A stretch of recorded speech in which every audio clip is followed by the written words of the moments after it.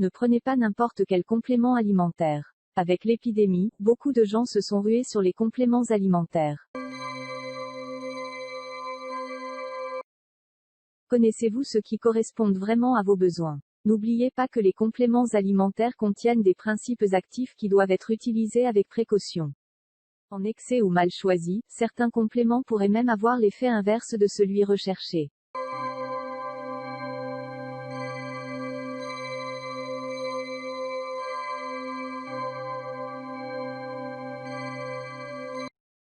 Malheureusement, aucune mise en garde ne paraît sur les boîtes. Le principal problème, vous avez l'embarras du choix, qui est trop important. Vous en trouvez même en grande surface. Mais pas avec tous les conseils qui devraient aller avec. Vous oubliez peut-être qu'il peut y avoir un grand écart de qualité entre deux formules de magnésium par exemple.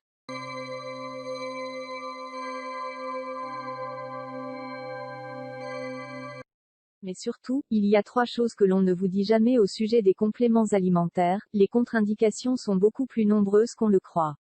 Certains compléments alimentaires contiennent des additifs pouvant se révéler nocifs pour votre santé, de nombreux compléments alimentaires sont incompatibles entre eux, voire peuvent entraîner des effets indésirables si vous les prenez ensemble. Prendre un complément n'est pas un geste anodin. Comment faire le tri dans vos flacons si vous ne deviez retenir qu'un seul conseil, ce serait celui-ci, ne prenez pas de complément si vous n'êtes pas sûr que celui-ci soit vraiment nécessaire et sans danger. Les compléments alimentaires peuvent être des alliés puissants pour votre santé, mais seulement s'ils sont choisis intelligemment.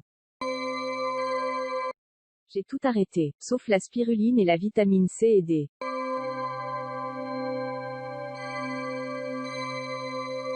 Et si vous le voulez, pour renforcer l'immunité, vous pouvez aussi prendre zinc, magnésium, probiotiques, extrait de shiitake, gélules de propolis, vitamine A, B, D ou encore E. La spiruline contient la plupart des vitamines et minéraux dont vous avez besoin, sauf la vitamine C. La vitamine D est sans doute la plus importante, encore plus lors de périodes de confinement.